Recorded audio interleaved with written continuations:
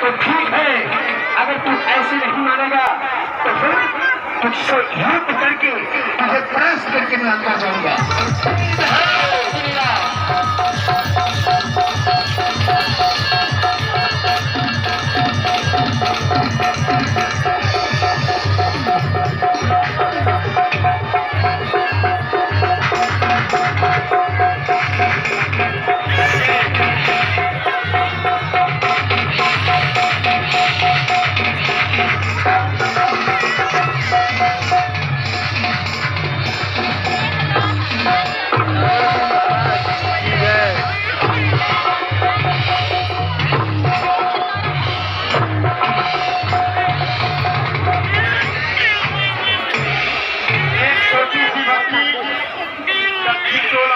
मुखल अरे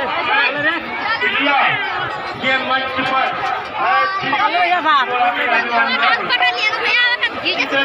पिताजी का नाम बता